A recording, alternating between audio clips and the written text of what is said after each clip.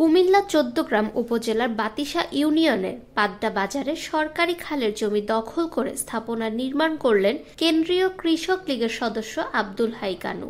লুদিয়ারা গ্রামের মৃত সলিম উদ্দিনের পুত্র আব্দুল হাই কানু বিগত ফ্যাসিস্ট আওয়ামী লীগ সরকারের সময় রেলপথ মন্ত্রীর নির্দেশে ১৪গ্রামে চালিয়েছে চাঁদাবাজি সহ বিভিন্ন সন্ত্রাসী তাণ্ডব।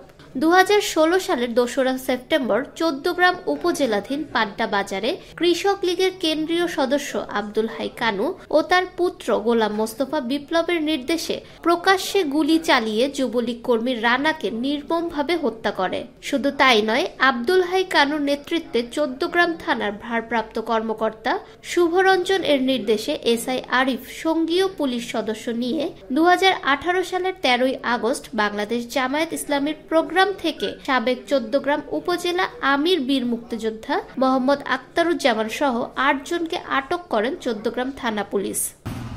আমি এলাকার বাসিন্দা। আসলে যুগ যুগ ধরে পাড্ডা বাজারের স্থাপনাগুলি আমরা ছোটবেলা থেকে দেখতেছি।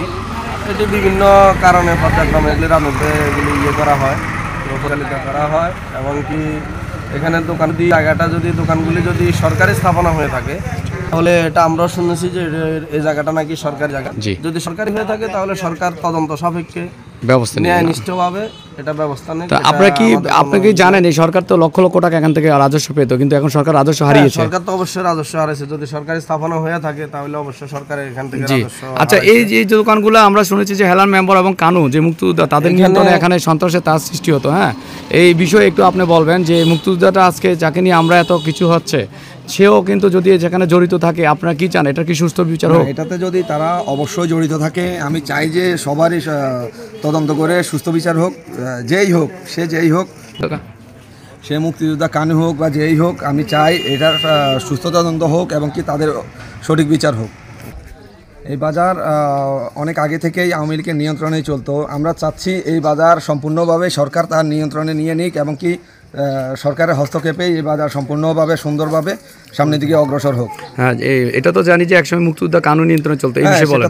সেটা অবশ্যই আমাদের বেশিরভাগ মানুষই জানে যে উনি এই বাজারে সম্পূর্ণভাবে দূরদর্শিতাভাবে উনি এই বাজারটা পরিচালনা করতো। তার কারণে রানা হত্যা না, অনেকগুলো হত্যায় তো জড়িত ছিল, একটা দুইটা না, অনেকগুলো ছিল। এই বাজারেই রানাকে হত্যা করা হয়েছিল।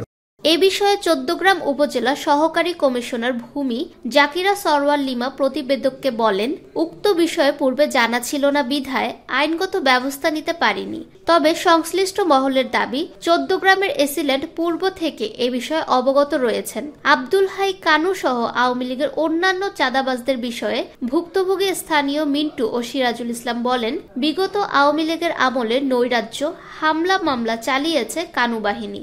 সরকারি জমি দখল করে অবৈধ প্রক্রিয়ায় স্থাপনা নির্মিত করে প্রত্যেক দোকান মালিক বা ভাড়াটিয়াদের থেকে সর্বোচ্চ ১ কোটি টাকা আত্মসাৎ করেছে। বর্তমান অন্তর্বর্তীকালীন সরকারের সময় অপরাধীদের বিচার হোক, আমরা নিরীহ মানুষ তা কামনা করি।